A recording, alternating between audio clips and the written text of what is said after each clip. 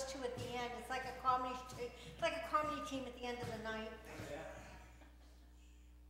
Wait, it's even gonna get better because they haven't rehired someone from the religious position yet, and they're not gonna be able to do the bookmarks on the iPads or even get out. Can I stay all night? They got to sit up there all night. Before the meeting starts, we're going up and telling Kendry's, he who votes for. He makes the gamble, pays the thing. Whoever votes for an executive session chips in for the pizza for the peanut gallery, and he who gavels the executive session into order makes the What is call. wrong with you guys? Don't you like executive sessions? Yeah, save me a piece. Send me the FOIA, I'll deny it, and I'll send it up to the Secretary And of I'm State. still waiting to hear from the other two requests. I'm sure. I say, don't even bother, go right to district court, start suing. What's this? That wasn't even worth, one of the things fell over. I think it's only $140 filing fee. They got you. Cost and attorney's fees, Huh? cost and attorney's fees. Oh, wow.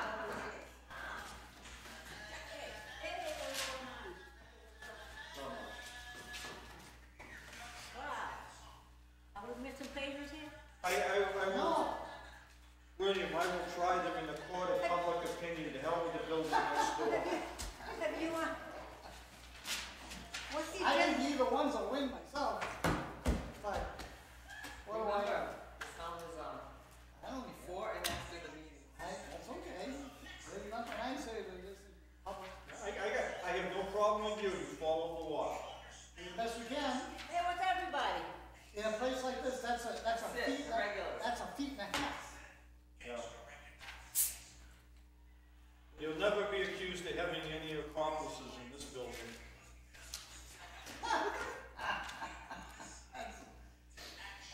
I think that's the nicest thing. I think.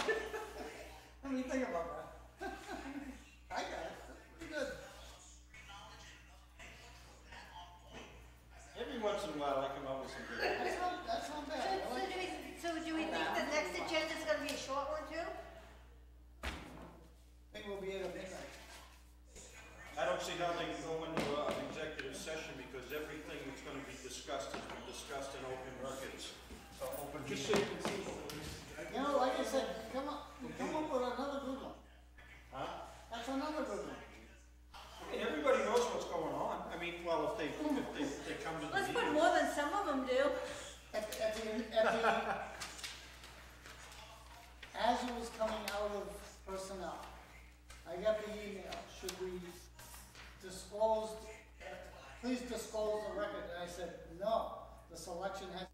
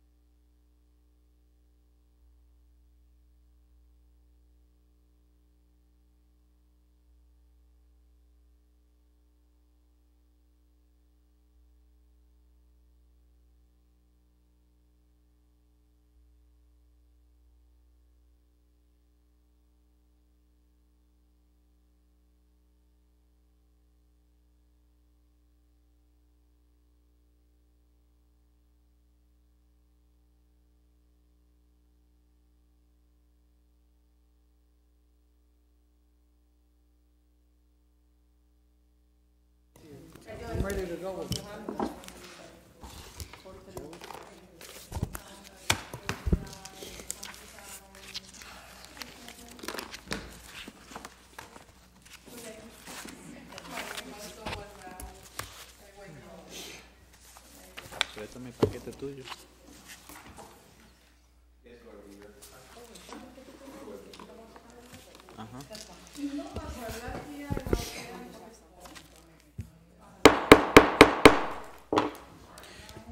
Good evening and welcome to a Lawrence City Council special meeting.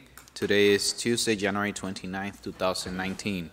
Mr. Clerk, roll call, please. Council Reyes. Present. Council Levy. Present. Council LaPlante. Present. Council Abdu. Present. Council Payano. Present. Council Dela Cruz. Present. Council DePena. Council Vice President Giovanni Rodriguez. Present. And Council President Vasquez. Present. Please rise for a moment of silence.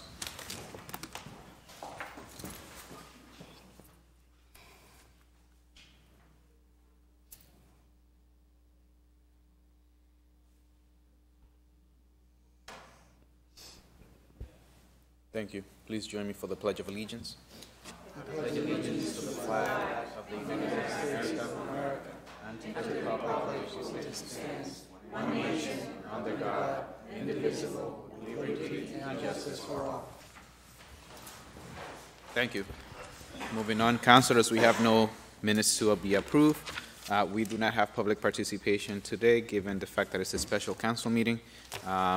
Moving on to communications from the mayor, city officials, and the city attorney. We have document 38518, which is the Office of the City Attorney contract extension for Brian Corrigan, Assistant City Clerk. There was a veto entered by Mayor Dan Rivera on January 24th, 2019. That has to be removed from the table before addressing it. We have, if the council wishes to discuss this item at this point, it will have to be removed from table items. Is there a motion? So moved. Second. There's a motion on the floor. It's been properly second. Any discussion? Seeing there's none, bless you. Mr. President. Councilor Payano? Thank you, Mr. President. No, so one of the things that I want to make sure the council is aware of, we received this document a few hours ago, but it's from Attorney Corrigan's attorney. And within this document, I think it goes in depth as to, and sort of supports our decision that we made a few weeks ago.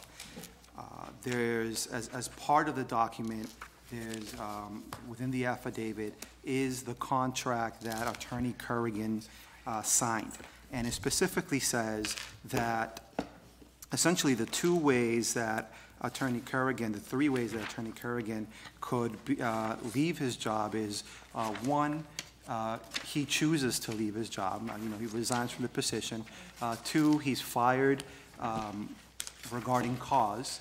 And three, after his contract ends, the council votes to not renew his contract.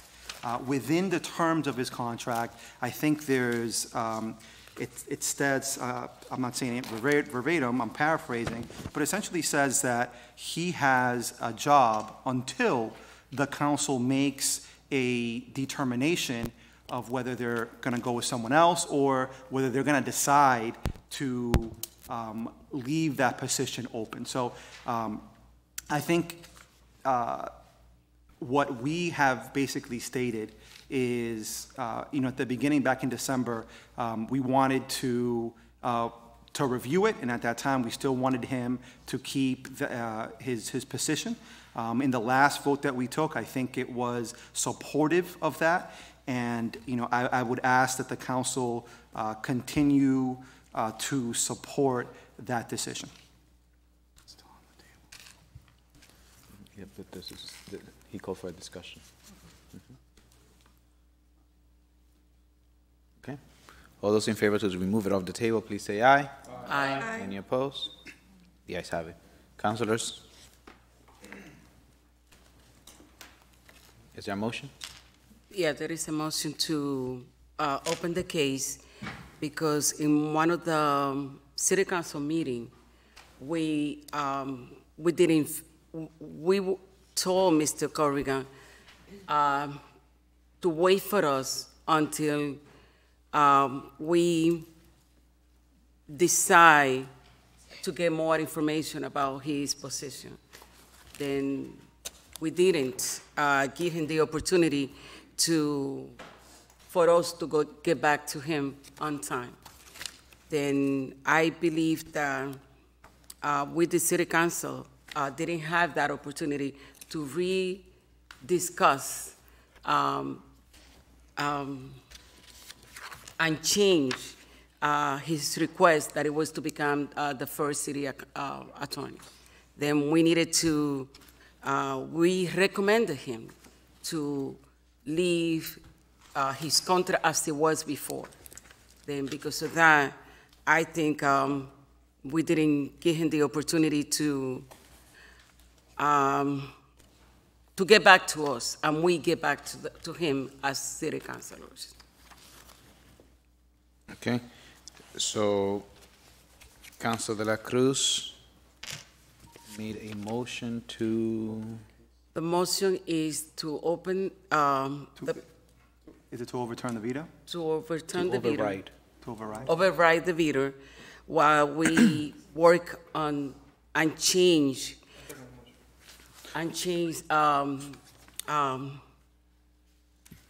So the time frame that we gave to Mr. Corrigan. We didn't get back to him with his old contract. Okay. Then that's what I'm trying to. There's a motion to override the veto presented by Mayor Dan Rivera. It's been seconded by Councilor Rodriguez. Councilors, any discussion? Councilor Reyes. Attorney Ran is here and not for this specific case, but if you can answer this question.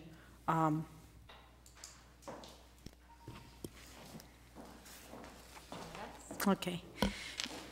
If we decided to go that avenue, which we don't know what is going to happen, don't we have to post the position at least for 10 days before we continue with the process? Or how do you think this is going to be, how are we going to be able to play?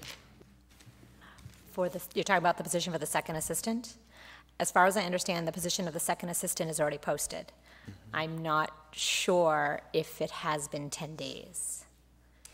But all positions must be posted for at least 10 days before they are to be certified. If we have this case that we're going to try to underwrite the veto, so do you think this is going to affect the applicants, or this is something that has nothing to do one thing with the other? So I just want to preface this with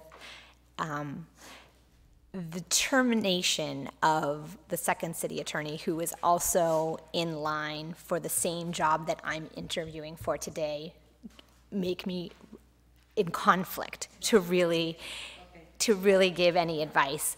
So I'm trying to answer your questions in a factual basis. So to that question, I don't believe that I can answer that question without giving you advice that I think would put me in direct conflict because of what is probably going to happen 15 minutes from now. But I can tell you that a position does need to be posted for 10 days before it can be certified, and that position is currently posted. No more question for you, unfortunately. I'm sorry. I have more. But since you are in that position, I don't think it's fair. I'm sorry. I think if we weren't currently applying for the same job, Right. This may be a different conversation, because I do believe that otherwise the city attorney's office should be able to counsel the city council on matters with respect to the ordinance and all of that. It's just because of how things have unfolded and nothing is resolved, it does unfortunately put me in conflict. I know. What I don't want to look is like we are all over the place. We are major power, like, okay, we're going to send you something back. The mayor's refusing to sign it, was seconded, and then it's coming back to us because we don't know any better. So that was my only intention, to ask you to come and, and thank you. Okay, I apologize. Councilor Abdo. Thank you, Mr. President. So first of all, I want to be clear, because I can't ask a question of a fellow counselor. We are not entertaining the city attorney position this evening. No, Correct. this is specifically to, in reference. Second city attorney. Yeah. Correct.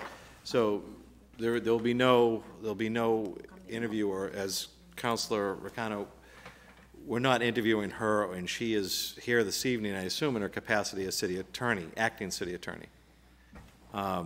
So will she, I would ask, so she is not here to provide us any support counsel tonight, correct?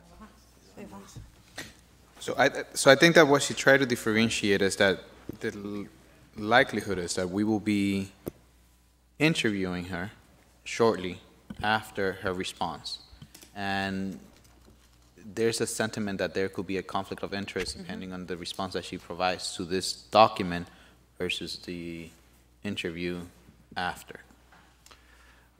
Thank you for your clarification on that. The second point, it's through you that we would have a posting, and I was unaware that we had a posting for the second city attorney out. I have not signed off on that. So there is no posting for the second city attorney, I would hope. There is. So I stated last meeting that I am not supportive of the actions that this council is taking this evening. I am here with great conflict. I won't repeat myself, but you know, the highlight is that I believe we should have sought outside counsel. I think we're in a grave area with respect to the charter. I'm here because I believe it's being misinterpreted, and it really is, I really do believe the action that this council is going to take this evening is going to lead us into a tough place. I think we need counsel. We need legal counsel. And as it was shown, all three of the candidates are in-house. We can't get legal counsel from any of them. And I'm not an attorney. And, you know, I'm just going to do the best I can as a layman. Yep. But I believe we have a charter issue here. The second city attorney, as I read it, is the selection of this body. And in practice, you know, it seems to be it gets trampled on a bit because, you know, we can appoint, but then someone can't go to work and receive compensation for said work unless an employee action form is executed. And so that is where the fathers of our charter in 1983, I think, might have gotten it wrong.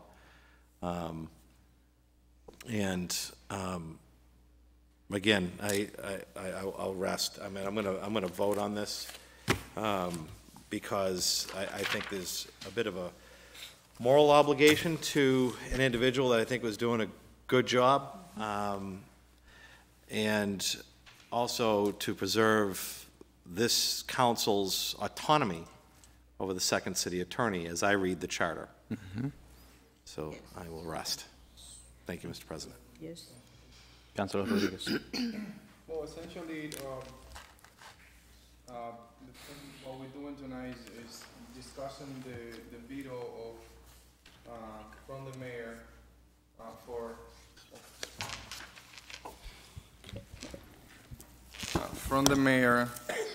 towards the second city attorney, that is, according to section 204 or 40, a responsibility of the city attorney, or it's come down from the city attorney, and there is a conflicting point from the mayor's perspective, and according to what our charter says or what our ordinance says.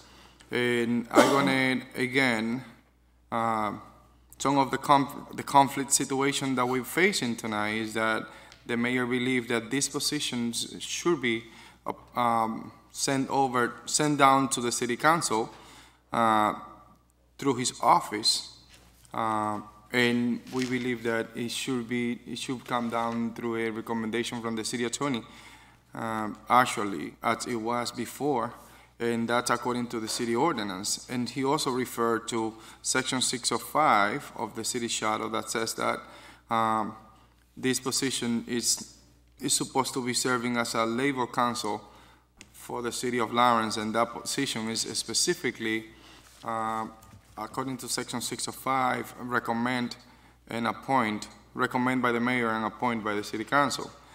But what the mayor is missing is that according to the ordinance, that he stated here, it's very clear to me that the second city attorney must be hired by the city council, as you established on your previous comment, that it have to be signed by the city council president before it get posted. And the mayor believes it have to be signed by him and recommended to us by the city of the mayor. And according to the ordinance, it says very clear that that position should be elected by the city council upon recommendation of the city attorney. That's our city ordinance that read that. Section 220.040. It's on our ordinance book. And then, once we hire that person that established on Section A of the section of Ordinance 220.040, Section A very clearly says how we should hire that person. Section B of that ordinance says very clearly the duties of that and responsibility of that city attorney, the second city attorney. Within the duties of the second assistant city attorney should be under the direction of the city attorney and should assist the city attorney in performance of duties of the office and should perform such other duties as may assigned by the city attorney. The second city attorney should have an authority to represent the city in all proceedings before any court or any tribunal when so request as directed by the city attorney. In addition to the foregoing general duties, I wanted to make sure that that's clear. In addition, for the foregoing general duties, the second city attorney should, under the direction of the mayor, serve as labor relation counsel pursuant Section 605 of the city charter, and should represent the city in collective bargaining negotiations and all matters relating to labor council. That section right there that I just say, in addition of foregoing general duties, which means that we hire that person first and have multiple duties before the mayor kick into that position and actually be able to share responsibilities. But that's once we hire the second assistant of the city attorney. That is very clear that it has to be elected by the city council upon recommendation of the city attorney. So to me, it's very clear that the second city attorney should be appointed and elected by the city council upon recommendation of the city attorney, city attorney. And based on that, Council President, I truly believe that on this situation, with all due respect, the mayor is wrong, and that's why I'm supporting to override this veto, because we truly believe that that responsibility should come specifically and only from the city council and not from the mayor's office. That's why we have a separation of power in the city of Lawrence, the city attorney, the city clerk, and 3 other positions according to the city. Our city charter are under the city council. And for that reason, Council President, I, with all due respect, will support big time to override the mayor's veto tonight. Councilor De La Cruz. Thank you, President. I think the major problem has been the city attorney didn't recommend the second attorney to renew his contract. Then I have a question for Ms. Ruano. No, it's not. She can. She can? No. The problem is that we need to find out why the city attorney didn't recommend him for another term. Well, point of information, Mr. President. Councilor Rodriguez. I would like to answer that question. If that will be the case, that he was recommended 2 years ago by the previous city attorney. And now what we're doing is pursuing what the ordinance, section 220.040 of our ordinance book says, that we can extend his contract and not necessarily have to be under a recommendation of the city attorney. It's just an extension of the contract in this case. Obviously, if it is a negative recommendation, we're gonna go ahead and, if it is a negative recommendation against that position, and then we definitely have to go back to his contract and look into terminate that person because it's a negative or a cause for him to be terminated. But that was not the case. Thank you, Council President. Councilor Payano. Thank you, Mr. President. So one of the things I'd like to add, while I agree with the statement that Mr. Vice President said, I think beyond what our ordinances say, like I completely agree with those, but I think beyond what our ordinances say, we have to look at the agreement, the contract that we agreed to with Attorney Corrigan. And in it, we state that, I'd just like to read it just to make sure. I know that, some of us might not have had the opportunity to take a look at it since this was given to us just a short time ago. The second assistant city attorney shall continue to pursuant to the terms and provision of this agreement, including the 45-day notice provisions, until a new contract is negotiated and signed, a suitable replacement is appointed, confirmed, and qualified, or the city council affirmatively votes to keep the position vacant or not appropriate to fund the position. That hasn't happened.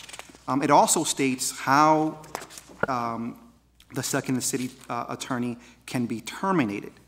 And, it says that it has to be for just cause in good faith that is not arbitrary or irrelevant to the task of maintaining an efficient law department, and may include but is not limited to inadequate performance, incompetence, incapacity, insubordination, and misconduct, including off-duty behavior that distracts from the position of the second city attorney as community leader.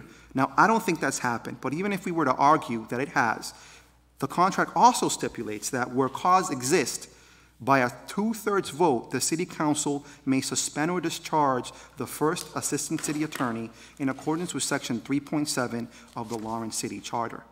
So even if we were to argue that there was cause to terminate the position, and all I've heard for the last 6 months is that the city attorney is a great attorney. I don't know him very well, but from hearing from many of you guys, that's the opinion that I got. But even if we were to say that there was cause, there should have been a vote so the city council had to take a vote to suspend the second city attorney, since the city council was the one that voted to put him in the first place. And that's one of the reasons why, when Councilor De Cruz brought this up, I was very supportive of that motion, why I'd be voting to override the veto today.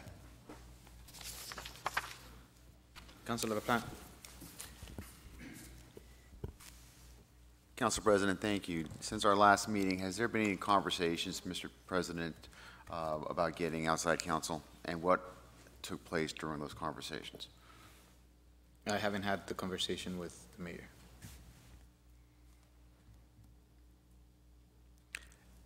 Did we, and it was a late night, I'll grant you. I thought we had a vote to see if we engaged in outside counsel. Yes. And it's been, we have not moved that ball as a body since that vote in early January. So that's my understanding at this point.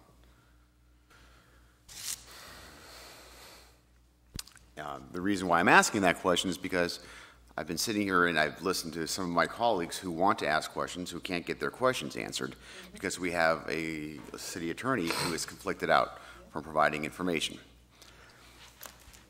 And because of that, we are going down a path, even though it sounds like there were two distinct, and you can make the argument, the primary city attorney and the second city attorney, they're distinct positions. You can make that very convincing and compelling argument. because of the individuals involved in it, there is a linkage. Same office, some of the same people are involved in this, some of the players, and there's definitely some linkage. Now what we have thrust upon us is what I'm seeing from my perspective is a potential charter. I don't want to make this too dramatic. Crisis may be too strong a word, but there's certainly a conflict between opinions between where is the council's power and where is the mayoral power.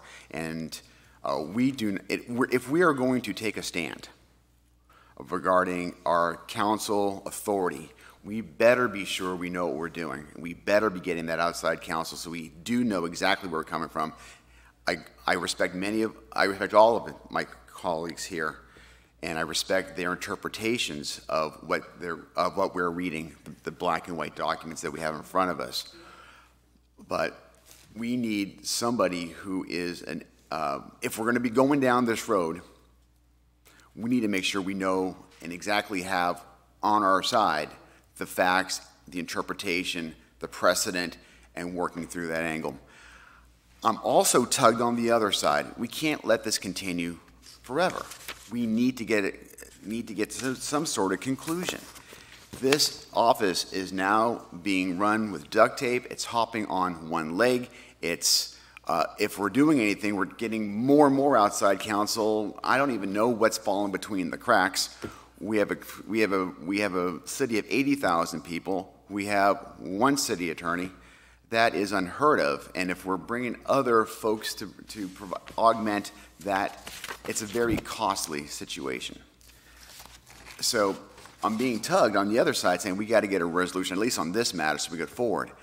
But at this point, as of today, January the 30th, 2019, I am still of the opinion right now, this moment, that we need to get clarity on this discussion because the mayor is of one opinion, potentially the council's of another opinion, and if we are going to do this with the mayor's office, we better know what we're doing. And right now, I don't feel comfortable that we do have all of the facts in our place. We may ultimately be right. What Mr. Corrigan has sent down may ultimately be absolutely correct. The interpretations that have been issued this evening or rendered this evening by some of us may absolutely be on point. But if we're going to go down this road, we better be right. So anyway, tonight, I will not be overriding the veto. Mr. President, I'm asking, please, have that conversation. Take the affirmative steps. Please do so as quickly as you possibly can so we can move this and advance this as quickly as possible so then we are more educated and knowledgeable on how to proceed. Because right now, we're saying, I think this is what it is, my interpretation is this, and I grant you that the outside counsel is going to be given it, but at least it's a learned, educated, and outside it's going to be a neutral, hopefully a neutral or position to give us wise counsel. Thank you. Is there anyone else? With all due respect, Mr. LaPlante, I think you are right. Councilor de la Cruz. Oh, thank you. You are right, Mr. LaPlante. We need to consult, and we need to make sure that we know what we're doing. This is not facing or confronting the mayor, because this is not our job. Our job is to do the right things for the city of Lawrence. And if this has to go this way, with all my respect to everybody, we cannot continue with not getting the advice that we need. This problem wouldn't be a problem if we would have an attorney 3 months, 4 months ago, because that attorney will be doing the recommendation. Now, when we were discussing evaluation on each individual before taking them out of any position here in this building, we don't have anything that we can say, Mr. Corrigan didn't do the work, Mr. Corrigan was not here on time. We don't have anything negative on Mr. Corrigan. Then we need to talk. We need to discuss the issue. We need the mayor to understand that this is not a fight. This is understanding each other and respecting everybody's position. I believe that as a family, I believe that it was a very tough time not to give a job to somebody who has a family and need to put food on the table. Then we had to respect that. We had, as a community, we had to understand that we have to get a job to everybody as possible. Everybody. Why? Because if we help each other to have a better economic system, we are not going to suffer that much. Then having somebody without a job, without expecting not to have a job, because he didn't have any evaluation on his position, it is not fair. Thank you, Mr. President. Councilor Rodriguez. I have a couple of parliamentary procedures questions. In terms of the veto and overriding the mayor's veto, do we have any specific time to take that vote? Mr. Clerk. I don't know the answer to that question. My memory of the charter provision 4.9 doesn't put a time cap on that. I don't know if council plan has 4.9 in front of them. I will find it. Is it city But charter? I don't think it has a time frame in it. So in the meantime, while we're getting that answer, so if we don't take up, if we don't override the mayor's veto tonight, that means that we're not going to have a second city attorney, and that means that the item is not going to be, it's not going to take effect. So that means that the vote that we previously took is not longer exist. Am I correct? Mr. Clerk, you have a response for that? I don't know the answer to that. So let's wait for the response. And then we can talk about the other ones. Got you twice today.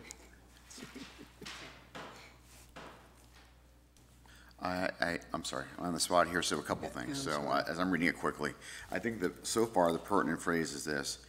The first word is forthwith.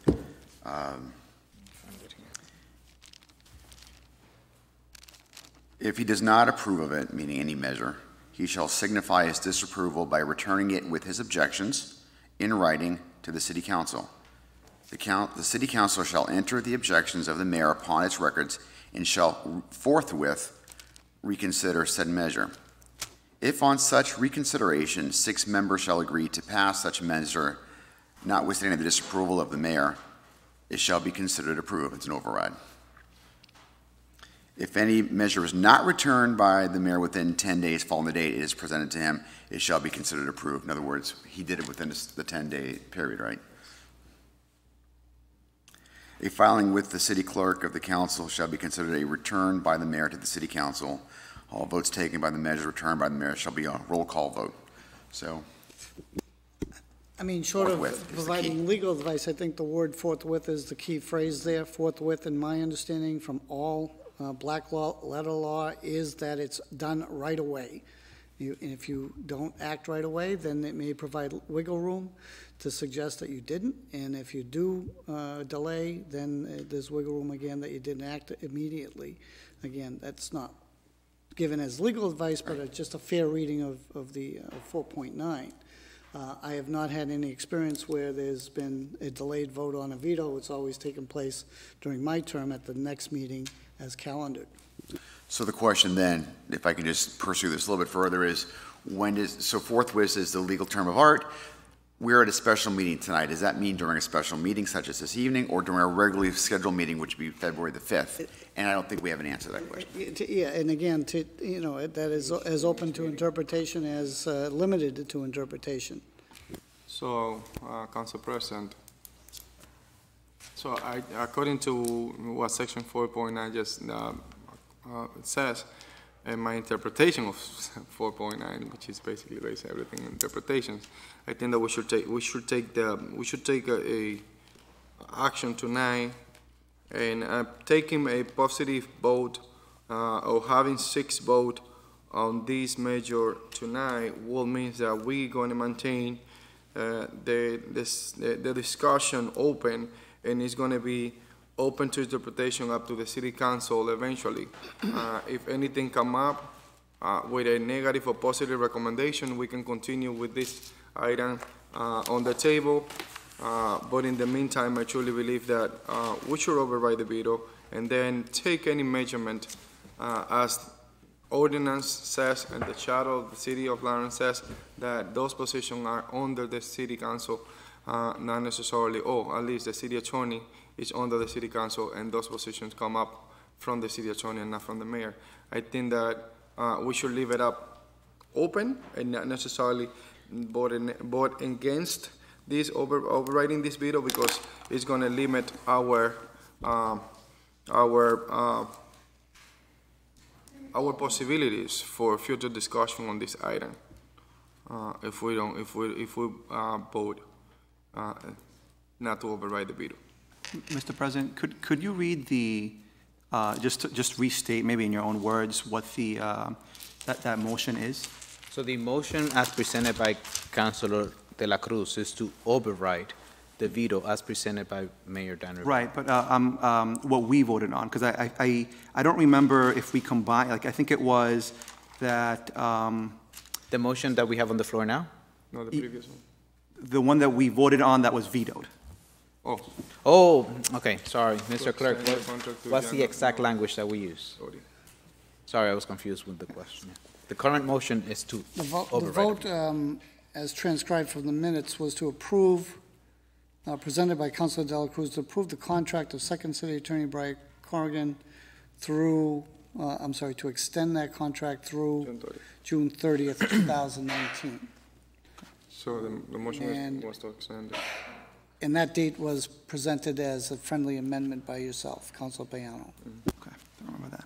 Okay, and I think initially, the reason that, I think if I remember correctly, Councilor De La Cruz was looking for a year, and then she changed it to June, after hearing conversations from the different council members, and in order to give enough time for the council president, for the council, to get that second opinion. And I think that's in line with what the original intention of the council was back in December when we voted to table this, which essentially, one of the reasons we voted to table it was, we want to hear more information.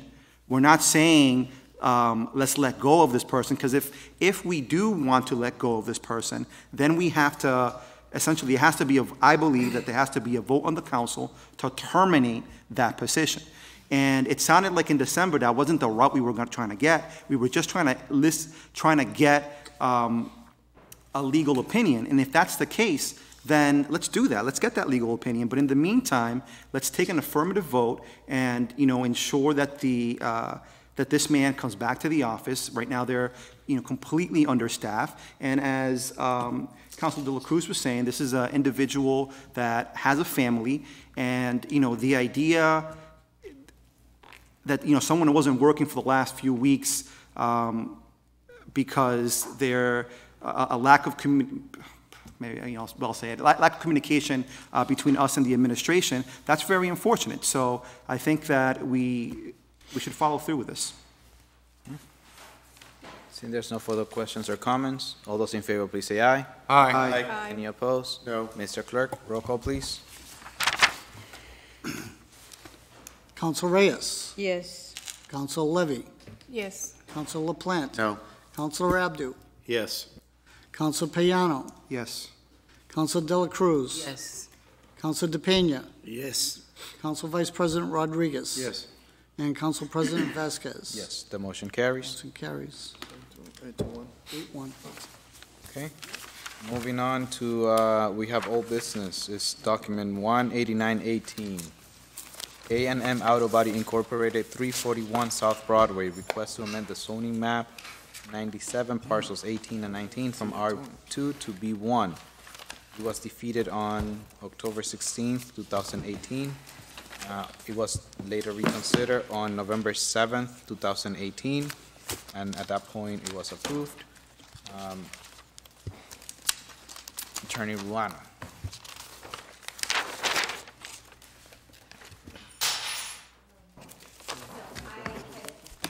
Spoken to you, put it on the agenda. I do believe believe that we need to go into executive session. A lawsuit has been filed. I'm sorry. Yeah, I'm sorry, can you repeat yourself? Yes. A lawsuit has been filed against the city council. I did send a copy of that lawsuit to everybody. I do believe that we need to go into executive session, so that way we can discuss the pending litigation. So motion to go to the second section. Second. For the purpose of discussing legal matters. Motion Of has this been case. made. Discussion. Motion has been made, second with discussion. I'm not seconding, no. Is there a second?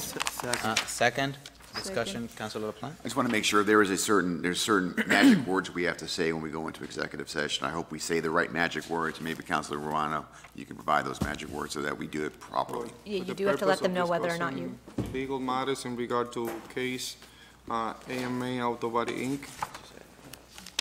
no, but you do All have right. to let the public know whether or not you will close the session after executive session, or you're going to come back into open session. We're gonna come back to open section. Definitely. Okay, Okay. Second or what? Second, and you want to did that clarify your question, Councilor LaPlante? No, I think there are, I don't have it here. We have. So what he's referring to is, so we're doing this because we've been sued, correct? So there's a potential litigation, and we want to make sure that we have the proper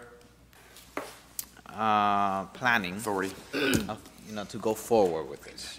So there's a language that we will have to state within, I think, He's going to read the section. okay. It's your Yeah, motion. it's your motion. Okay, yeah. Well, the motion is to go into a second section to conduct a strategy section in preparation for negotiation with a non-union personnel or to. No. Non-union. Second. Third. To discuss the plan and investigate charges to comply with an act and to consider any applicants to any decision to discuss trade secrets, public body may mean that one or more purposes like.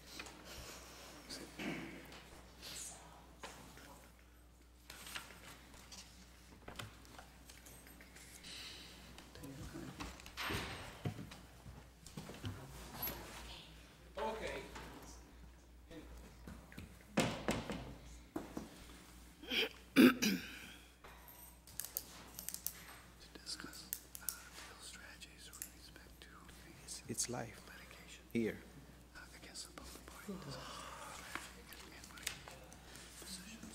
So essentially, the motion will be to discuss a strategy in respect to a litigation of a public body,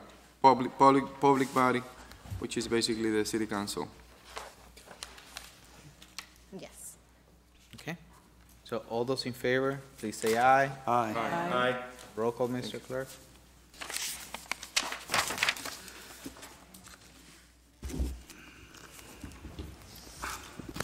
The vote is to go into executive session as called by first Councilor Rodriguez, second by Councilor Levy. Council Vice President Rodriguez. Yes. Councilor Pena. Yes. Councilor Dela Cruz. Yes. Councilor Payano. Yes. Councilor Abdu. Yes. Councilor LaPlante. Yes. Councilor Levy. Yes. Councilor Reyes, excuse me, Yes. and Council President. Yes, the motion carries. We have now entered executive session. Everyone who's in the audience, please exit the room. Okay. I just want to make a simple statement So before I go. we have entered executive session at this I know. point. And I'm going to make a comment about that, and then I'm going to leave. We're not allowed to engage, at this point, we are in executive session, so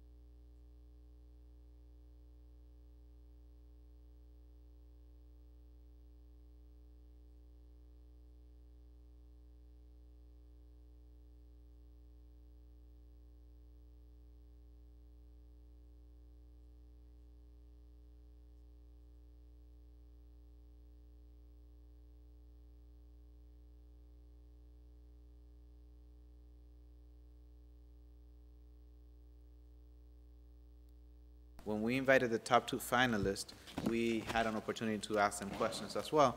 So it was more like an open forum in which everybody asked. So similar to what we did to keep maintaining a similar format to the other candidates, that's the intention. So we're as equal as possible. Okay. Thank you. In the meantime, since no one has asked questions, Attorney Ruano, why don't you tell us a little bit of your interests and why you wish to serve as the city attorney? Sure. So as many of you know, I've been here with the City of Lawrence now for almost 6 years. Since I have been out of law school, I've pretty much devoted my legal career to public service. I have been a prosecutor, I have been an assistant corporation counsel with the City of Boston, and obviously most recently with the City of Lawrence. I think with the City of Lawrence, it has been a very unique situation. It is a lot smaller than the City of Boston. However, it faces a lot of serious issues that I had previously dealt with in the City of Boston, and I found it that it was very comfortable to come here and be able to take on a lot of the City of Lawrence cases. What I was mostly specializing in when I came is litigation. I think it was just my background that I had done a lot of trial work. I had spent a majority of my time, if not in district court or in superior court, even federal court in the appellate system. So when I joined the City of Lawrence, that is predominantly what I did. If there was any lawsuit where the city was sued, I was called upon by the city attorney to handle those cases. So I've handled anything from the smaller cases where somebody has sued the city because they hit a pothole and maybe they needed a new tire for $300. And I've handled cases where people are alleging excessive force during arrest and have been sued us for millions of dollars. Can you repeat the first part again? I'm sorry, I couldn't quite hear you. I've handled cases from, the smaller cases. So people can sue the city if they hit a pothole, and they can get up to $5,000. So people sometimes sue us for the change of, 1 tire, 2 tires, and they take us to court for $300. And it's my job to represent the city, and I do it with the same enthusiasm and the same preparation that I would if it was a multi-million-dollar civil rights violation case in federal court, when somebody is alleging, excessive force on a police officer. I believe that my background, not only as a litigator, but more specifically doing municipal law for the past, at this point, 12 years, I think make me a very good candidate for this position because I have gotten to do the various types of cases that come through the city, and I think that if you were to ask anybody who I've worked with, and I'm not just talking about attorneys, I'm talking about, the various employees of the City of Lawrence who they're my witnesses, they're the people that get the information I need. I think if you were to ask any of them, I think that I bring a level of professionalism and I bring a level of expertise to the cases that I handle. And most of the cases that I've handled have had very successful results. There's obviously cases where the city, unfortunately, is in a wrong position, and I think that even in those times, I have successfully negotiated settlements with the other side. So I am particularly interested in the city attorney's office is because, like I said, I've been in this office now for 6 years. It is an office that I truly enjoy working in. I enjoy the work. The types of issues that come through the door on a daily basis, I think, make my job very interesting. It's not a job that I do the same thing day in and day out and I get bored with it. That's not this kind of job at all. There's something different, something new every day, and I think what most lawyers look for is the ability to keep learning and the ability to stay interested in the job that you do. And the city attorney's position is that type of job for me. And I've been doing it now, at least for the city attorney's position in an acting capacity since May. And it has been challenging simply because, I've come before you guys several times, just telling you about how lacking in support staff or administrative staff or even other attorneys, and to be able to handle the type of workload, I think has been challenging, but I think that I have risen to that challenge and I have done really well with what our office is currently. I know that obviously with the past month it has changed even more dramatically, but like I said, I do believe that I do have the experience, and I am thankful at least for the opportunity to be able to come back and speak before all 9 of you and answer any questions that you may have about my candidacy. So I have the following order. Council Vice President Rodriguez, Councilor Maria de la Cruz, Councilor Pavel Payano, Councilor Estela Reyes. Wow, they always before me? But she was talking when I was just raising my hand. Is there any other councilor? Did they give you their name before I? No, you can. Council President, I can go last, Council President. Oh, my She can go Lord. now. And then I Councilor can take Reyes will Thank switch you. you with Councilor Rodriguez. So after Councilor Payano, is there anyone else? Okay, Councilor Levy. Okay, Councilor Reyes? Thank you, Councilor Vice President and Councilor President.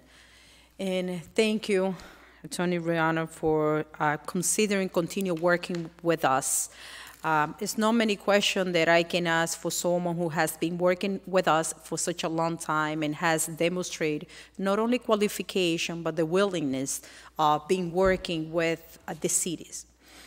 So the question that I have, and I heard some of the answer, what is the challenges, what is the changes that you plan to make as if we decided that you're going to be the main body of that office? I think some of the challenges, and I don't think it's very specific to this office. I think just municipalities in general don't have a lot of money. Mm-hmm. So I think that some of the challenges my office faces is, one, the kind of ability to be organized.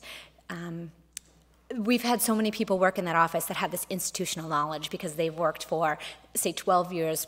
Charles Body was in that position for 12 years. Our administrative assistant, Susan Tagati, has been with the city for close to 30.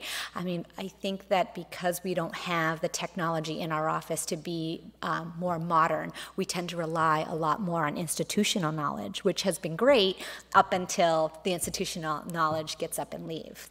And I loved Charlie. He was a great boss, but when that knowledge leaves you, you have to be able to step up and try and figure out, how am I going to do this without him? I can't call him all the time. So I think one of the challenges that we face is not having, the funding to bring our office into a more modern time frame. We don't have case management. We don't have, if you walk into our office, we are holding files for years and years, some that we've never even opened up the box probably since we closed it. And so it makes, I think, our office look disorganized, despite the fact that I think all the attorneys that work there are actually really organized, and we're really trying to, I would say that, we're on par with a law firm in how we handle the cases, despite what appearances are. So that is one of the challenges I know that we face.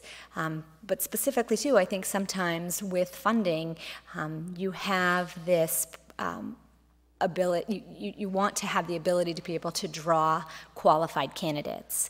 So if I should be the city attorney, there are 2 positions that would be vacant. Because I think we've discussed that right now I also hold the first assistant position, and it's only in that capacity that I'm the acting city attorney. But if I were to be appointed the city attorney, there's now 2 positions. So I would like to be able to fully staff the office so that we don't have to send all these cases out to outside counsel. I think that our outside counsel fees at this point are really crippling a municipality that doesn't have a lot of money, that the money could be better spent. And I've seen that especially now with the gas crisis. Everybody worked over and above what they needed to do to make sure that the citizens who are affected by the gas prices were doing it, and it's really stretched our dollars thin here within the community.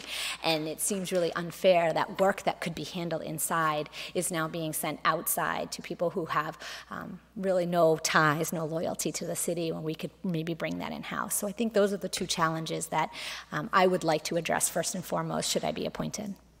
But since you are shorthand, so how you plan to make those change to happen? Well, I do believe that there has been some money set aside. I don't know how. I would need to talk to the financial, to Mark Iannello, but I do believe that there's been some money set aside in order to get the software to make us more efficient electronically. You know, a lot of the work that we do is, you know, with public records law or is has to do with prior cases. And so he has stated that he does, I don't know if it's maybe because former City Attorney Charles brought it to his attention, but that they have reserved some money in order to try and modernize our office. And if we choose to use it for software for case management, then that's something that that money can be allocated for.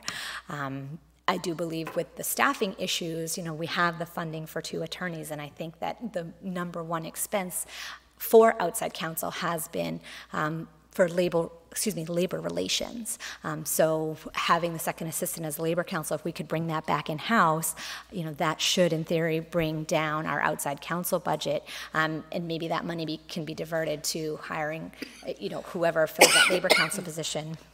So like I said, bring it back in-house, start, you know, handling more things that are just being sent out and being sent out simply for the fact that we don't have the manpower, which, like I said, it does a disservice to our budget. You know how I feel about you. I think you are overqualified, but you, in your words, you was just mentioned about files that we have sitting for years. Is this something that is going to make you feel uncomfortable? Something that you had been working, but it still is in the process. How do you think you're going to be able to handle that? It's going to be in the same line about financial, or is something that you might feel like you might going to need assistance, which I know that you need that. Right. But beside that, you don't feel like this is going to be something big for me because I'm the one responsible just to take care of everything? No, I mean, it's, like I said, it's something that I've been doing for the past couple of months. And so for me, I have welcomed the opportunity to kind of rise to that. I think I'm at a stage, not only here with the City of Lawrence, but just in my career, where I would like the ability to have supervisory responsibilities and to do management and to do the budget. I mean, these are things that, you know, come with the territory, but it's stuff that when you're a first assistant or, you know, you don't get a chance to do. And that's part of the reason why I love the job, is because it is teaching me new things. And that's why I want to continue in that position, because like I said, something new walks in my door every day. And it makes my job interesting, and I'm not doing the same old. And I think that's what will guarantee that people tend to stay for a long time, that they become loyal to the city because you make their job, you make their day-to-day interesting. Okay, thank you. No more questions. Thank you, Councilor Reyes. Council Vice President Giovanni Rodriguez. Sure, thank you, Council President. I have a few questions. You were talking about your experience, but you never mentioned how many years of experience you have in municipal laws? Yes, so for municipal... Number. Yes, so for municipal law, I have, at this point, 16 years. 2007 to today, so 12 years? 12 years. Yeah. So, the city of Lawrence is definitely facing a crisis in terms of outside counsel. Yes. That's the way I see it. Currently, we just approved $580,000 as a supplemental budget, or perhaps to use that money for outside counsel mostly. And some of them was to actually do a lot of outside counsel for legal matters in terms of labor relationships or labor work. What do you plan? What's your plans to mitigate that issue or reduce that amount of money? I mean, ideally, I would like to hire more than 2 attorneys. Okay. I think that the amount of legal issues that face this city, I mean, we're not small. Like I said, even though we're a lot smaller than Boston, we face a lot of similar issues, and they're a lot of times multi-million-dollar issues, and they need a lot more devotion than what our office can provide. And in those situations, that's when it has gone out to outside counsel. So ideally, I would first and foremost want to restaff the office so that we have the 3 that are budgeted. But if you look at the ordinances, there's more than 3 attorneys that can be in that office. And I think that the administration and the council, I think, would have to take a look at, would it make sense to have more attorneys in that office to handle it? I think at one point, prior to my arrival, there were 5 attorneys there. There was an attorney that was dealing with just the police matters. There was an attorney that was dealing with just litigation matters. There was an attorney that was just dealing with real estate matters. There was an attorney that was dealing with contracts and ordinances. And then there was an attorney that was dealing with litigation. But you have to understand that workload never went away. Yes. It happens every year. It's just new cases, new issues, new contracts. So how creative you're going to be to bring more attorneys to the city? Well, I think that if we could say we only get the 3, I think we would be creative in the sense of, if you're getting somebody that only can do one type of law, I think you pigeonhole that person, and it becomes really hard for this person to do, say, litigation and real estate. But I think there's a lot of attorneys out there that have more general practices, and I think that they can wear 2 hats. So if the office does have a financial constraint that it can't hire 5 and it has to hire 3, I think that would be a good idea, is to look at the candidates and not necessarily, do they match word for word what the posting is, but it's more, can this person fit more of a role in the office than what the position entails. If you have a higher budget, will you look into hire more attorneys? Well, I would like to. I mean, the thing is that, if it's not in the budget, you can't. Oh, I know, eventually. Right. I mean, assuming that I could pass that, ideally, that's what I would like, because, there is, I just feel firmly that the amount of money spent, even if it's on more in-house lawyers, is still significantly less than the money that's going out to Because outside essentially we are spending the money anyway, even though it's not in the budget. Because we just approved $580,000, that it was not in the budget. Right, but I don't think... You have that in your budget, what will you do? But I mean, I don't think 2 attorneys will even come close to $500,000, and that's $500,000 for half a year. That's what I'm saying. Yeah, do you see what I mean? So I think it's more fiscally prudent to bring more in-house, but it all depends on our budget as well. It has to be something that is approved by the administration, approved by this council at budget time. But seeing the numbers of what actually gets paid to outside counsel, that money doesn't rival what bringing more attorneys would be to the office. So if you get hired as the next city attorney, what are you going to do within the next 100 days to make sure that office works more efficient? Well, I'd like to be aggressive in hiring. I know that one of the things that this council has been concerned about is how was even this position advertised. And you have some concerns about that. And I think that it's a legitimate concern. I think the more people that we reach, I think the more opportunity you have to get qualified candidates from all walks of life, from all different locations. And I think that even just looking at, what's going on with the second city attorney position. I mean, if we could figure that issue out and then aggressively seek qualified candidates from different areas, I think that if we got somebody on board, we could start making that office hand over fist more efficient. So I hear that you want to hire more attorney, but I haven't heard like a specifics in terms of how you're going to reconfigure, if you're going to reconfigure the office to avoid or gain better result on different cases. Are you planning to reconfigure that office, or are you planning to keep it as is, just with more attorneys? When you say reconfigure, do you mean? I mean reconfigure perhaps responsibilities, roles, and so on in terms of the new attorneys that you hire. I don't think there are any roles. I mean, that's the thing, is I think it's almost like a blank canvas for me. And that's what I'm saying, is that I think when we see who applies, I think I would like to look at somebody, even if you're applying, if the posting says it's for labor, I would like to see if that person has other experience, because if I am strapped by cash and I can only hire 2, I would at least want to make sure that this person can maybe wear 2 hats and maybe do some other type of law within it. So I think you have to get creative. But because there's nobody in those positions, like I said, I think it's a blank canvas, and we can at that point pick who would better be able to help our office based on what their experiences are and what our needs are. So basically, I haven't heard you telling me a specific how the office is going to be run better, how that office is going to be better in your term if we hire you as a city attorney. I mean, there's going to be day-to-day things. I mean, I think one thing that I have noticed just with the lack, all the changes that have happened is that we don't have, this is internal, right, is that we don't have, whether it's weekly or monthly or any kind of meetings. So unfortunately what happens is when someone leaves, you don't know what that person's been working on. So I think that makes us internally very disorganized, and that is something that I internally would like to do, is that have status reports given so that everyone is up to date with, even just, here and there knows sort of what this attorney is working on, and have those status meetings so that we can talk about it and at least try and brainstorm, because obviously 3 brains are better than 1 with any kind of litigation, and that's something that hasn't been done while I've been working there the past 6 years.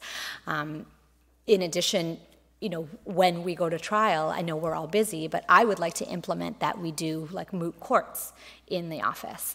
Nobody, when they go to court, nobody's perfect. And I think that, like, again, to bounce ideas off of people and be able to, moot a case, practice the case in front of the other attorneys and get feedback and get suggestions and get criticism, I think that can only make us better attorneys. And again, that's something that hasn't ever been done since I've been there. But I think that those are 2 successful ways where I think that our office could benefit and make us a stronger office and make us more efficient before the courts and with the cases that we handle. All right, last question, Council President, I have is that how are you planning on reporting to this council in terms of spending and in terms of success of that office? Are you planning on doing that? It could be something similar as to the ordinance that you recently changed regarding the quarterly reporting. Obviously our statistics are a little bit different. We don't have Excel spreadsheets that can tell you stuff, but there may be issues that council is interested in, such as how much money has the city brought in regarding tax title. That's a statistic that I could present to the city council.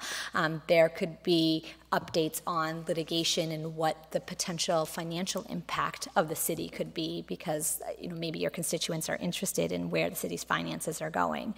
So there are case updates for the major cases that could have a significant financial impact on the city. There could be money that is taken in by the city with respect to tax title and the foreclosures. In addition, there is, updates on. I'm sure one of the calls that I know you guys sometimes have is with regards to problem properties.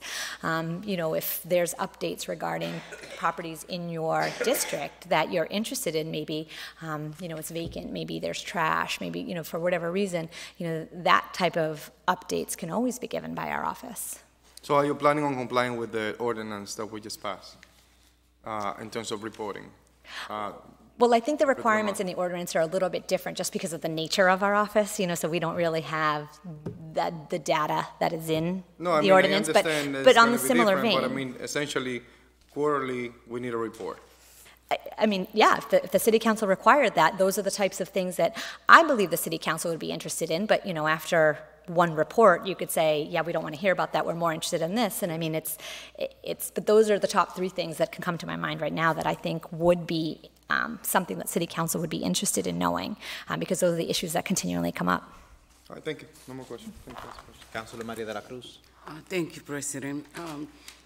This position will give you, will put you in the place of attorney number 1, right? That's correct. Then, how can you explain how you're going to be a team player? Well, I think that's one of the things that I was suggesting, is to have the status meetings. I think it's easier, to bounce ideas off of people, to receive any kind of feedback on your cases, to be able to, if something comes up with an attorney and they can't handle something for reason, to be able to pick it up and go. To be a team player, and I think in kind of a law department, is to kind of, watch out for the other people, to make sure that you can help them present in the best possible way, because they're representing the city, and you want to make sure as a city attorney that your office is putting, the best foot forward. And I think that if we do have internally within the city attorney's office status meetings and status reports on all our cases, I think it's easier to almost function as a team on every case. I'm not saying all attorneys are going to handle the same cases, but you are able to at least help the other person out if they're swamped and they can't get to something because you already sort of know a little bit about the case. Or if they're about to go to trial, you can help them in practicing their opening or closings because that will make them better and that will make their case stronger. And if the city can win that case, you want to help your coworker out as much as possible. So that's kind of one of the ways that I think that as being the head and having the ability to kind of create that policy internally in the office, I think that could benefit all the attorneys there and make us kind of all team players and not be so disjointed as I think that sometimes our office tends to be. My other question is, what are you going to do to be more visible in the community? Because we have a community that we need to see, the people who are working here, and what are you going to do that? Yeah, I mean, even, like I said, just starting in an acting position, I know it's given me more opportunities of, unfortunately, it is obviously because of the gas explosions, but it has given me more of an opportunity to volunteer and be out there. I probably would have done it regardless of the position, but I think that events like that, whether it's volunteering at an event because of the disasters that happened, or if there are local events. I know I typically go to, because I was born in Guatemala, I typically go to the Guatemalan flag raising. I usually go to, there's like a Guatemalan night that they have at the, I think it's the Peruvian Club. Those types of things I like to be visible at because there's a lot of people in the community that I don't really think know what my office does. I don't think they even know that but like the city attorney even exists. But I think that we could provide such a service to them to be more visible, going to those events like, what is it called, like the first night out or the one where national night out, things like that where a lot of the people of the community are coming together and they're kind of celebrating Lawrence. I think those are the events that that I've gone to that I think are beneficial because they want to see that members of the government are out there. We don't think of ourselves as different and we're not going to be where they are, that we're one with them and we're celebrating with them, whatever the event may be. Do you know that we have about 7 neighborhood associations that we meet every month at different times? It's always very important to see those faces in there. Yeah, because I am aware. We are doing a job in the community, and we are doing a volunteer job to keep the community as safe as possible. Then, I would like to see you on one of those. I'm not saying that you have to go every month, but we have different neighborhood associations that you can pick and choose and attend.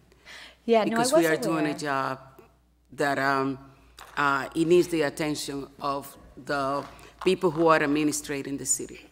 Yeah, no, I was aware that there were several neighborhood association meetings, and I actually do believe that that's a good idea, especially because, like I said, sometimes in your district there could be questions regarding like some properties, what are we doing to help fix that up? Everybody, you said you want to make your house, look great, and so people want to make sure that their neighborhood looks great, and everybody wants to make sure that, Lawrence is looking good and that we're taking care of the properties that aren't looking as nice as they should be. And I think, that's just one example of how I think my presence at a community meeting would be beneficial if you know that there's constituents that are going to be there, they're going to have specific questions on maybe problem properties that we're working on. Okay. My last suggestion is that are you planning to get a student intern in the office that you bring them from colleges around the community, like getting connection with Northern Essex and bring those kids who are studying to become lawyers, that they can get hands-on experience? Because at the same time, you training them, but they also providing a service to the community voluntarily. And after that, they will make a decision about if they want to continue with that profession. Yes, I mean, we always try to get interns, and I will admit that typically we try to get legal interns because they at least have the knowledge on how to research something with a legal online research company. A lot of times if we get high school or college interns, they don't really know much about the law. They're interested, they're welcome, they like to go to court with us to see what they're doing, but a lot of the time they are pretty much doing clerical work. They can't do a lot of legal work because they haven't taken any kind of legal courses to get them there. And then the problem we get trying to get law students is that our internships are unpaid.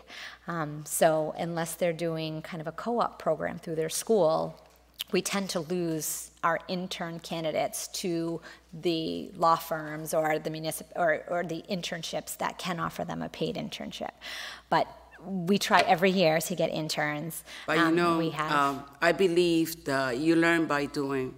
I remember working in a welfare department where I learned to be able to help people in the community. Then thinking about our high school students, you're not only giving a tool, you're giving training to those kids that might want to pursue the career of becoming lawyers. And summer jobs or whatever program, it's very important that we continue to integrate our young generation because we want them to serve this city in the long run. Yeah. Then my suggestion is, yes, we need those high school students, pushing them to go to college and become lawyers. Yeah, no, and we have had, I don't believe we've ever had any high school interns, but we have had college interns.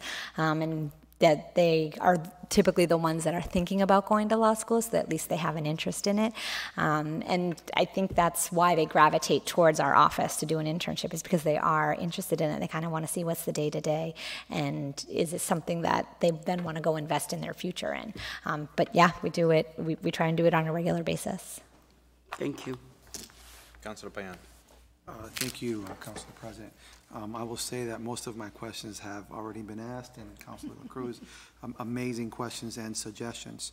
To that, I mean, I think that I've sort of can hear the answer to that, but in line with Councilor La Cruz's question on this idea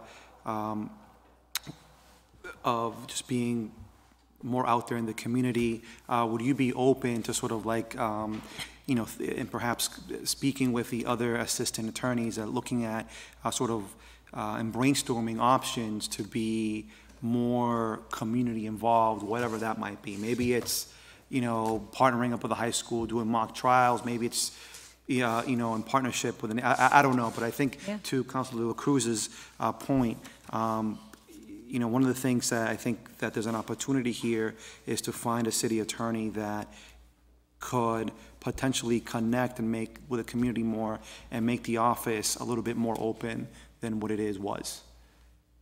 No, and that's definitely a great suggestion for our office. I mean, I can only speak for myself, but I mean, I would welcome that change in the office. And if that's the kind of message that I think I would be putting out there if I'm a city attorney, I think that we could find like-minded individuals to hire as the first and second city attorney. And a lot of the times, we just get so busy and we get so wrapped up that, we're unaware of a lot of situations where our presence may be really beneficial, and it would be really helpful on an outreach basis to have us. And maybe we need to be a little bit more proactive in that, but I think that both your suggestions, whether it's going to neighborhood association meetings or it's reaching out to the school department to see if we can be helpful in any kind of mock trial or even just any kind of volunteering. I think those are two great suggestions that I would wholeheartely embrace. My next question is, you spoke a lot about the different type of cases that come into the city that the city attorney's office deals with. My question to you is, so is there one type of case that you get the most out of? And if so, are there potential ways that you could preempt the volume? Like, I understand from hearing from you that the big issue at the moment is just that you guys are, even with 3 attorneys, you're severely understaffed to take on that work. But even with that, is there anything else that can be done to, you know, maybe some type of, like, you know, you were speaking about excessive force, maybe it's a training with the police department and seeing if that could, you know, bring down, you know, some of these issues. I don't know. So again, so the first question is there one particular type of case that you get the most? Second question is, have you thought of any ways that potentially we could lower the amount of cases that we're getting essentially before we get them? Or maybe it's not possible, I don't know. So to answer your first question, I would have to say, for litigation purposes, the number one case that we get is slip and falls. It's, you know, maintenance of city-owned property that has fallen in disrepair and somebody gets injured. I have at least 10 of those cases right now. And you know, but for infusing DPW with a lot of money, there's really no way to really, you know, proactively preempt all of those. But that's the number one case that I get. I will say that when I first started, I did notice that there was a huge problem with the Internal Affairs Division of the Lawrence Police Department. So that division is the one that investigates and disciplines officers who violate the rules, such as unlawful arrests using excessive force. And the division existed, but it wasn't a strong division. And, you know, I remember when I came in and, you know, I had a conversation with the mayor, you know, you have a huge problem here. Like, and those cases aren't $5,000 or $10,000 cases. Those cases are multi-million-dollar cases. I mean, if you put someone in jail that shouldn't have been in jail, I mean, that you can't just give that person $3,000 and hope they walk away. You know what I mean? Those are going to be a lot of money. And that is something that I know, you know, the administration and the incoming chiefs, not only Chief Fitzpatrick when he was the chief, but now Chief Vask, they have really taken to strengthening that department. And I would say that we still get those cases, but they're so few and far between compared to how many we were receiving when I first arrived here. And so that is something that, you know, just with my knowledge of what was going on in Boston, I did bring here, and I did try and see if we could change that internally, because it seemed like an easy fix. You know, I think if we're doing a thorough investigation, we do discipline those officers that are not doing what they're supposed to do, then I think that could eliminate or reduce significantly the amount of lawsuits that we get because of their bad behavior. And, you know, we still get them here and there. I mean, we have a department of, you know, 125, 135 officers. You are going to get, you know, some actions that happen here and there. But that's just one example of something that I know I had seen, and I did want to take a proactive stance on that, because it was, to me, not an easy fix, but it was something that it was worth the city investing in. But with respect, you know, maybe it could be an issue on training or discipline. I mean, that's a labor issue, right? So I think that sometimes what happens is, you know, if we train department heads more efficiently on how progressive discipline works, I think maybe we might get less grievances, because that's the number one thing on grievances is, you know, you didn't follow the progressive discipline, and then our lawyers from BDH, they handle that. So I think maybe if we had better training in that, and I do know that, I do believe Frank Benet does offer it, I just don't know how often, but, you know, maybe it's something that we should look at into giving on a more frequent basis, so that way at least, you know, we know what progressive discipline is, and we might get less grievances based on that turn into arbitrations that take up a lot of time and that we're now paying outside counsel for. Thank you. Okay. Councilor Anna Levy. Okay, yeah, I have so many questions for you, but most of them has been answered right now. So, but one of my questions is, how many cases do we have right now that are looking for outside attorneys? Oh, God. So every single labor case is out there. I believe there is at least 30 of those, and that's just labor. So that means anything above a step 2 grievance, any kind of kind of like the labor cases associated with that. So if somebody was terminated, but they're part of a collective bargaining agreement, so I would think that we're at least at 30. I don't believe we're over 50, but the exact number I couldn't tell you, and I do know that that's just labor. Apart from that, there is, I would say, less than 10 cases that are litigation-based that have been sent out to outside counsel. Several of those are construction-based, so those are probably ones that we could have handled in-house, but with the lack of attorneys, they just need so much attention that it's not possible. And some of them are wrongful termination cases that aren't part of the collective bargaining agreement, so therefore not technically labor, but they are an employment case. But of those, I would assume there's less than 10. And then with the 30 labor cases, maybe all in all, And the reason 40. why they are out is because of the lack of manpower, or because we don't have people who really know how to handle those cases? I think with the labor cases is that, we had a labor attorney that was really real estate based. It wasn't dedicated to labor, and there's just so many cases that you do need someone that is completely dedicated to labor, and it was just impossible. So it's kind of a combination of both, in that if that were the only thing that he had been doing, it maybe would have, but there's too much work to have had our second city attorney only do that. So a lot of that had to go out, and it's just a lot easier if, outside counsel handles it at the grievance stage to then handle it at the arbitration stage, because they already know the case.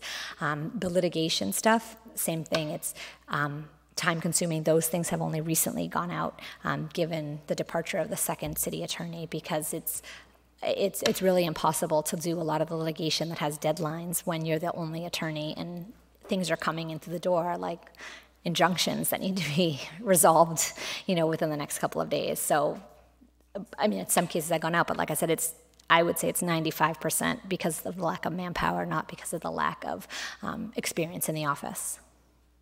Do you have any plans to reduce those labor or those cases to go out? Of course. That's what I was saying, is that I feel like it would be beneficial to have a dedicated labor attorney, someone with experience to come in so that they can handle those. And, a lot of them don't go very far, and a lot of them don't have a lot of merit, and yet, we have to litigate it to outside counsel, and they charge us a hefty fee. If that could be kept inside with a dedicated labor attorney, that would save us a lot of money. And I would say at this point, that's the majority of our outside counsel bills is for labor counsel. So you also talk about technology. Yes. So you say that it's a lot of problems right now in there because the lack of technology that you have in your office. But also,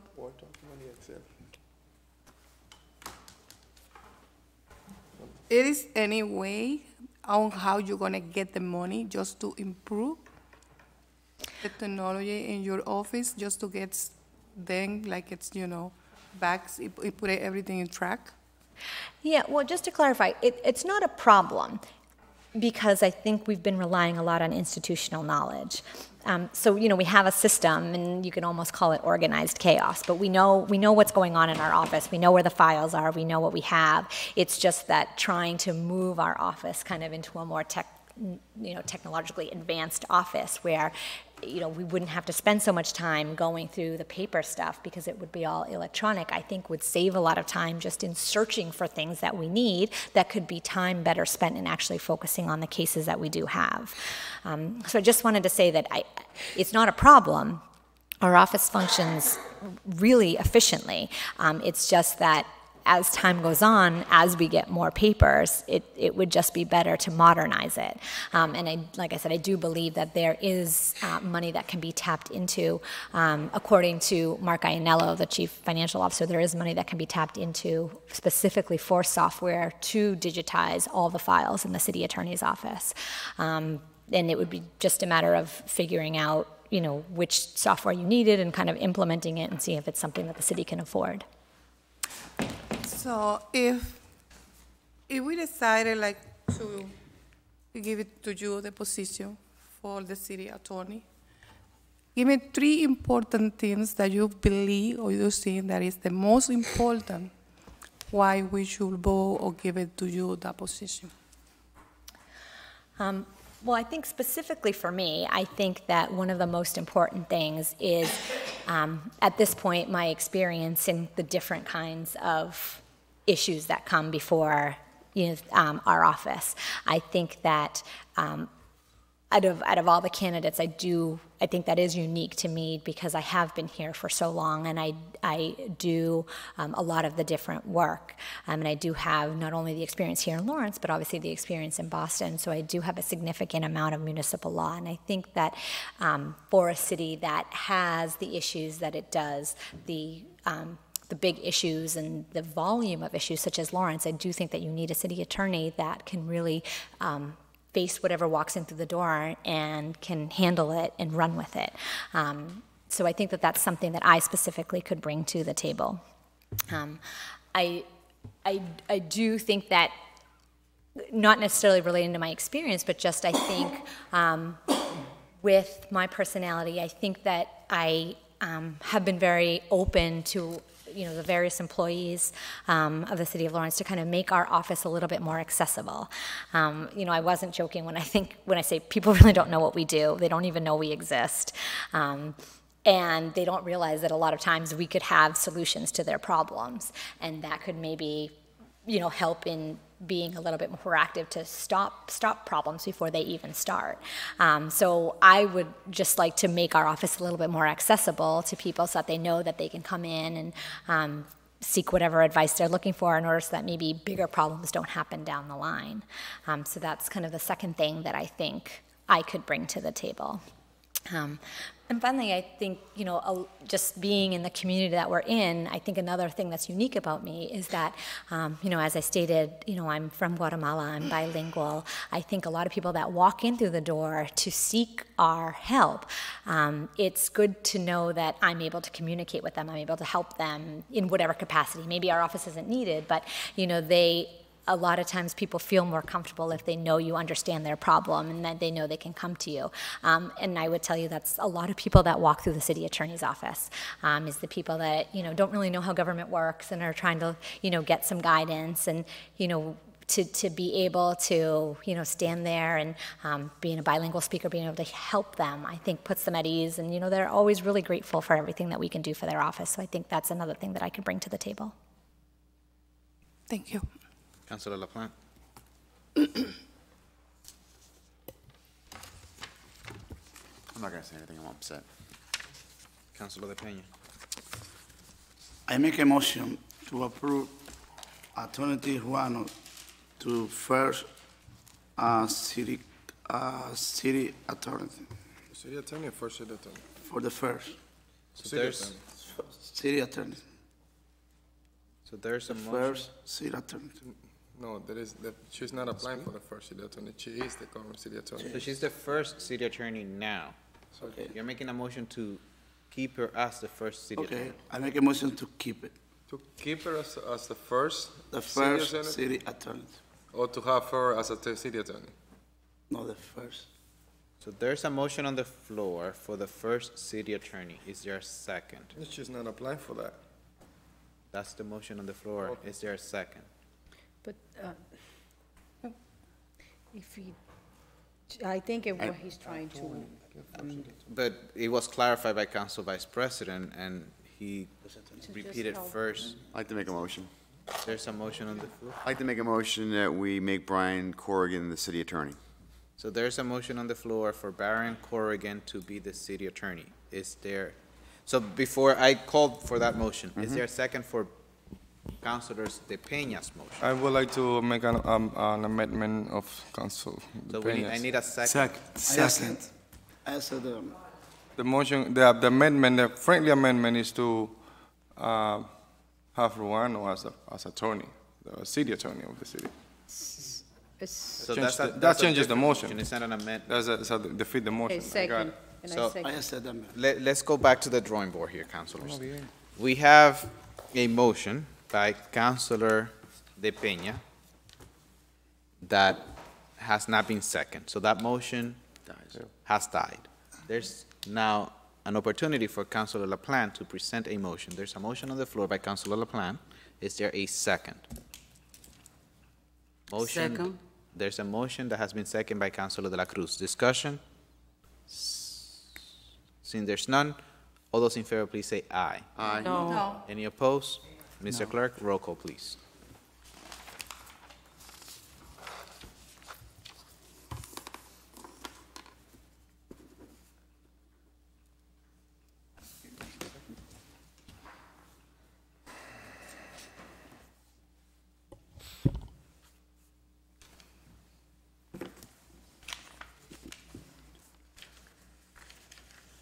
Council Reyes, No. Council Levy, No.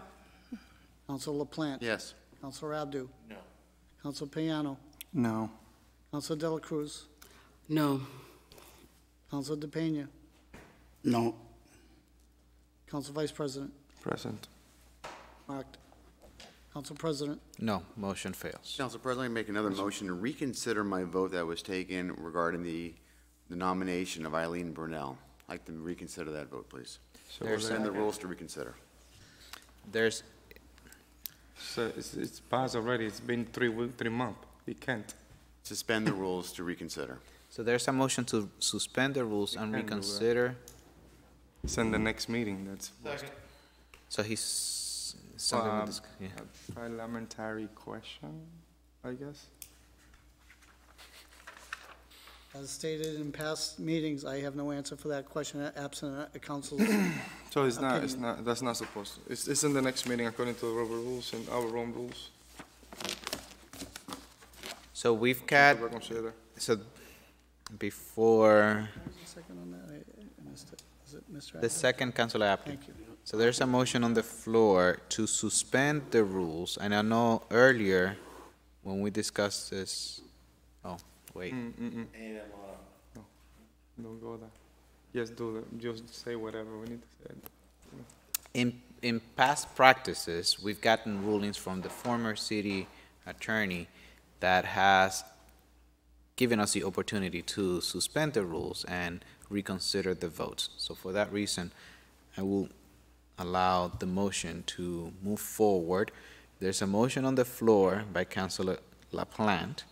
It's been seconded by Councilor Abdu. Any Question. discussion? Discussion. Discussion, Councilor So Rodriguez. just on that matters, based on what's most likely parliamentary procedures that I would like to ask. According to the rubber rules, we only allowed to reconsider our vote on the next city council meeting. According to our own rules, we only allowed to reconsider the motion within the next 24 hours, but based on practice, we have allowed councilors to reconsider their vote, including myself, on the next meeting. But this is not the next meeting that we're talking about. This is 3 months later. And that's why I am allowing, because he's suspending the rules. And based on opinion from the former city attorney, So in the next meeting, we have been able to do it. on the next meeting only. Not 3 months later, it's done the next meeting. So we cannot suspend the rules to do that. So the motion is to suspend the rules. We can suspend the rules at any time. So, Councilor De La Cruz. Yes,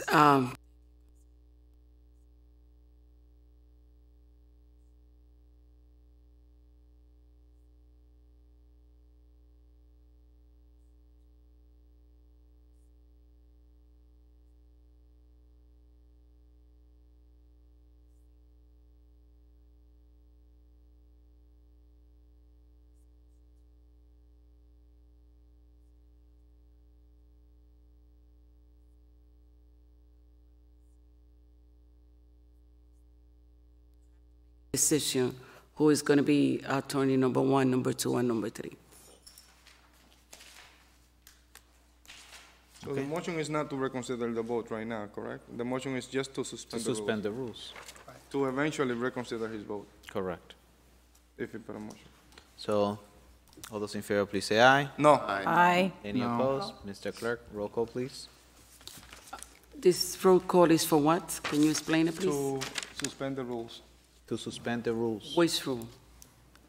Our city council rules that will give us the opportunity rule to 7 or reconsider 11? a vote that has been previously taken. I'm looking to change my vote, it's what I'm looking to do. That's what I'm looking to do, bottom line.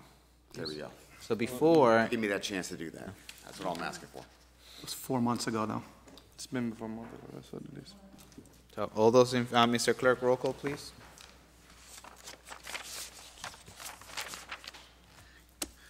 Councilor Plant, is this a motion to suspend the rules only? Just to suspend Just the to rules. suspend the rules. Thank you.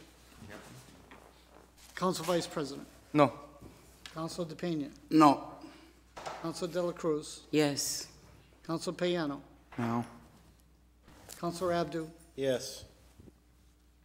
just to be sure, Councilor Payano. No. Was a no, I'm sorry, I didn't hear. Councilor Abdu, yes. Councilor LaPlante. Yes. Councilor Levy, No. Councilor Reyes. Yes. And Council President.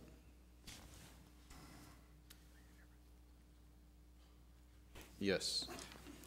As a president, I would like to make a motion to accept Ruano as the next city attorney. Second. 5 votes, it passed. 5 votes? Meaning 6. 6, I'm sorry, correct. 1, 2, 3. There's a motion on the floor to approve Attorney Ruano as the city attorney. Second. It's been properly second. All those in favor, please say aye. Aye. Aye. Charter.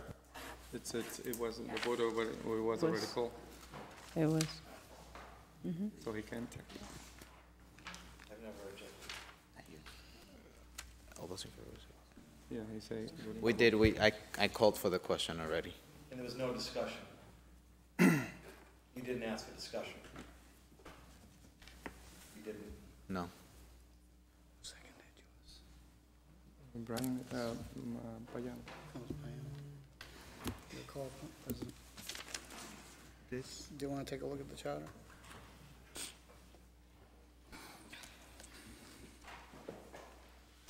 Let's look at 3A.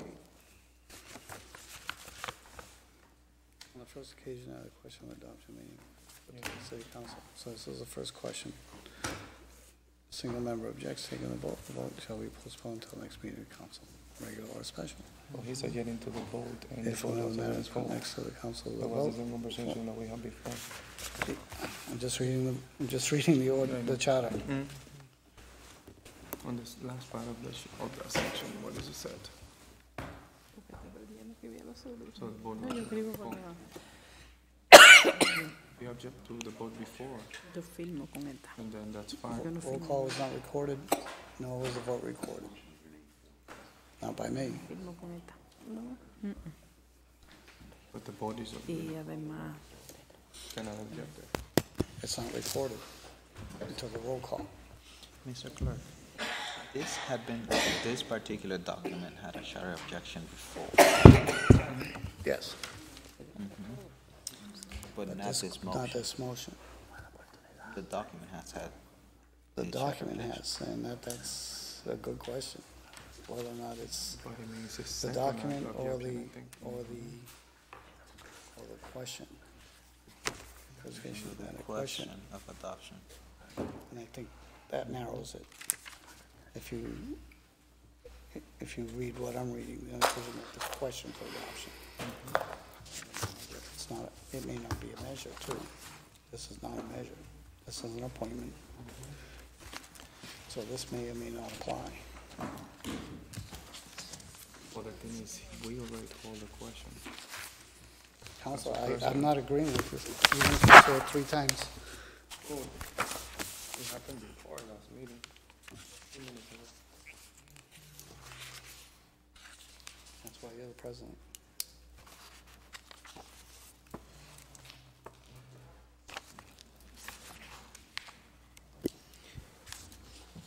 You already called the question, Andrew.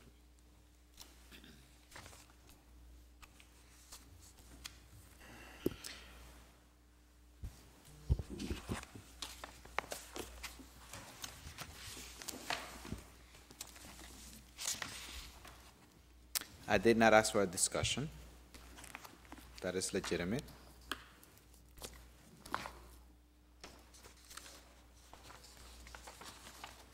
But I did call the question.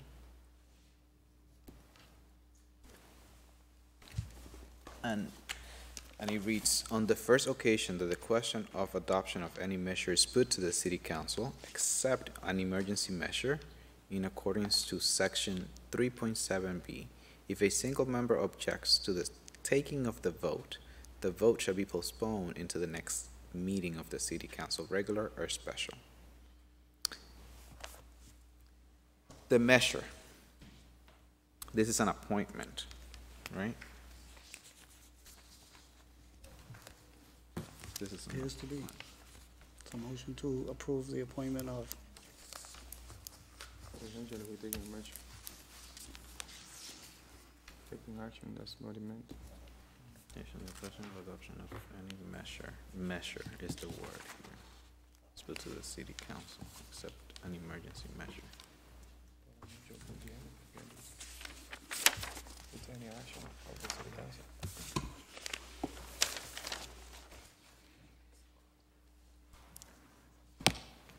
Charter objection carries.